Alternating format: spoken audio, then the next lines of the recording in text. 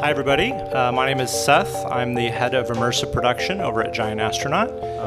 The tech is amazing, but I mean, as empathy becomes a feature of augmented and virtual reality, it's on us to understand people better and to actually know what our clients and our customers are feeling. It's going to come down to empathy, building like a truth and a communicative relationship with people, and being able to strip away that hardware and that interface and just get to the truth of what it is we're doing. When you're creating, like say, a virtual environment, there's a lot of paintbrushes going on. You have to be a good architect, you have to be a good storyteller, you have to be a good director, you have to be everything. You're creating a world essentially, and if you want true empathy, and if there's one piece that's a little off, someone's going to feel that, and it's going to feel disingenuous. It becomes less about the tech and becomes more about just simply either telling a good story or empathizing or listening. So that's what I hope the future is. Less about the tech and more about people. My name is Ben Strackney. I'm the CEO and one of the developers at Development Now. Like, reality is almost moving away. That reality and what we think of as real in the physical world is changing based off of the tools that we already use to inhabit it.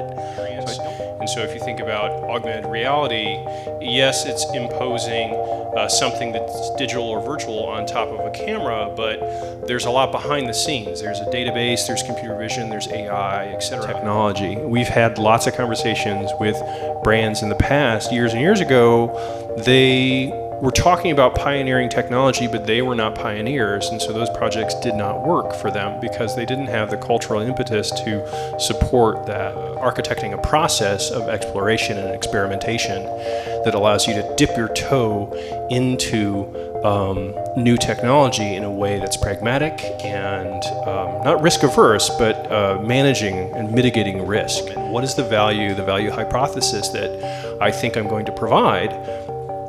And what are my thoughts and ideas on ways to provide that? And then a minimum viable product entry point into measuring whether I'm providing that. And a lot of that. So my name is Josh Hansen, and I'm the managing director at a company called Pixel Pool. And I think that there's so many cool and amazing things that you can do to help connect your consumers to your brand through this technology. It depends on what your needs are. Are you trying to connect your brand with the consumer? Are you trying to sell a product? I mean, it depends on what your objective is. But there are a multitude of ways that you can use mixed reality in order to solve your problems. And if we do it right, we're going to look at humans and what our trends are and what's important to us, and we're going to align AR and VR with where we're going and what our needs are. And we are creating apps and games and other things that are really helping our lives out. I think we're going to be really immersed in it, and those lines are going to blur a lot. And if we do it right, it's going to enhance our lives a lot. So, and I am the VP of Adaptive Strategies here at Fiction.